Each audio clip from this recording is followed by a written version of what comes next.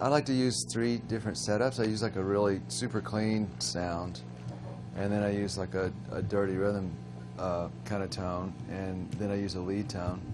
And yeah, I just go into a couple of A/B boxes. I go into a master A/B that'll choose between lead or rhythm. Right. Out of the rhythm, it goes to a second A/B box that gives me 2 choices of rhythm. So I either have like the clean rhythm. And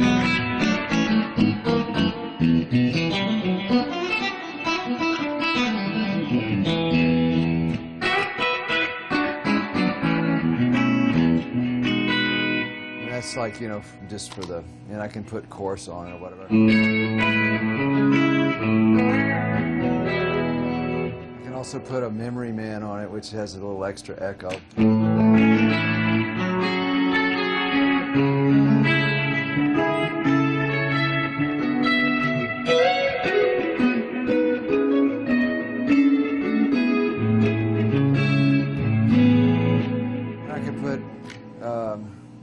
Compression on it too, which, you know, if I wanted to jump out and hold a little bit.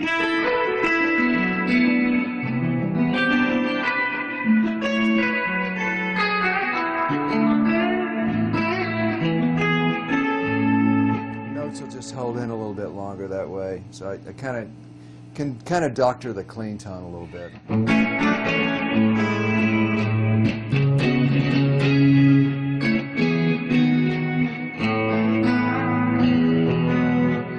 If I want to choose a second rhythm sound, which is just more of kind of a dirty rhythm kind of tone.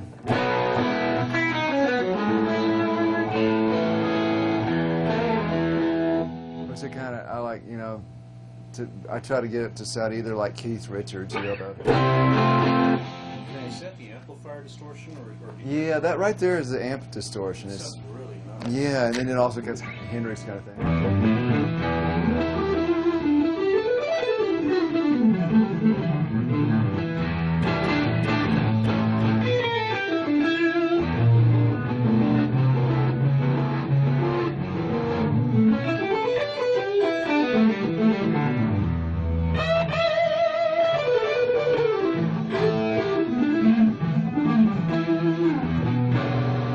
Or I can put extra fuzz on it with the fuzz face to make it more.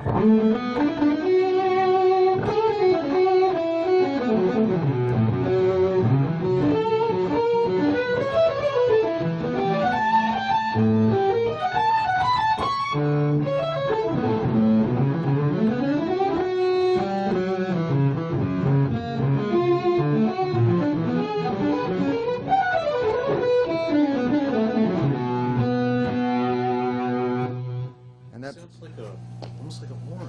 Well, thanks. I spend way too much time working on my gear, No, trying to get the tone. You know, it's like, I don't know what it is with, you know, electric guitars. Like, you know, because you listen to like a nice piano or violin, it's like, this sound, and so I, you know, run in here and try to make the guitar sound decent. You know. That sounds beautiful. Well, thank you. Yeah, and then, you know, and then I can go to the lead sound, which basically is, you know, it's kind of like an old Clapton thing.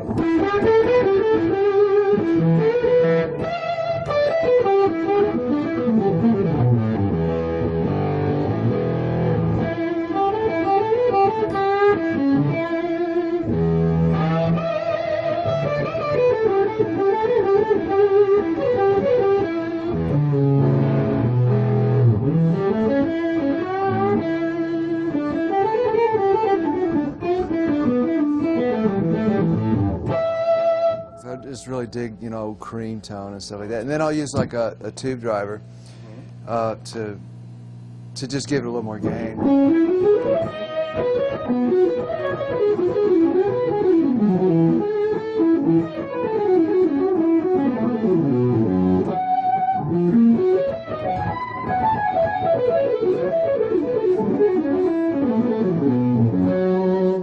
And that's pretty much it. I just, you know, those are kind of go back to the same tones all the time.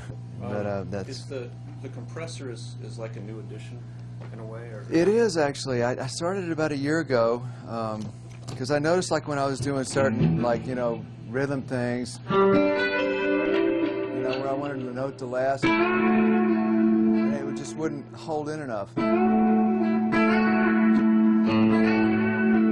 It's actually not set right. I have it set real low right now, but used to have it. But it's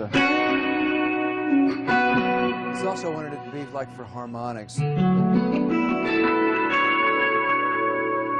just kind of holds in there a little bit stronger.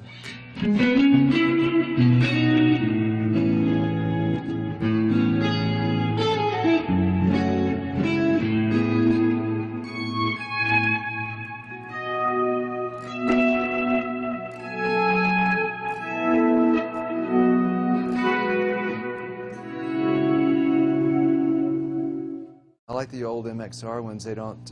They seem to like screw the tone up the least. Yeah, it's kind of a lot of the times when I get a pedal, it's really kind of whether it passes the direct signal the best is almost more critical to me than if it's the best sound and what it does. You know what I mean? Because most pedals they screw the direct tone up, and then where are you? You don't. You know, whatever you get, you lost something that's too valuable to lose. So. And then your echo plexes. Yeah, they're quite a feat keeping those going. Do you have to replace the tape very often? Not too often, really, but they're getting harder to find those tapes too. I actually went through a long period of not using them. Just started using them again because they do this kind of cool thing to the sound the preamps do on them. But I kind of go through periods of using them, and then I don't. I'll do like the echo foldback thing where the echo comes through the PA. How old are those? You know, I think mid-70s. Yeah, it's amazing that they're still working. I don't know if they ever designed them to last forever, but you kind of keep patching them up and they'll work. And that that's just a lot of times I'll use like a little bit more of a high-tech rack. That basically is I'll mic all the instruments, all the amplifiers, excuse me, and then they go into a Y, and then they go straight to the house with the direct, and then one side of the microphones will go into effects so that I can have post effects that don't have anything to do with the amp. And that's just like a digital delay and a flanger that will go into a little thing over there for the dirty rhythm so you can hear some echo.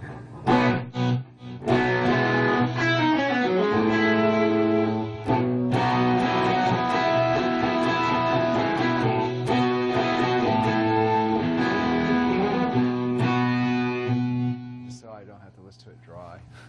That's really cool. I'm trying to turn into a real man where I can no echo, you know. It's painful though. Yeah, I always feel like I have to have a delay. Well, you know, especially if you're in a dead room. You know, sometimes you get in a live, you know, like when you're playing live in the theaters and stuff, it's not so bad because you get some kind of something back.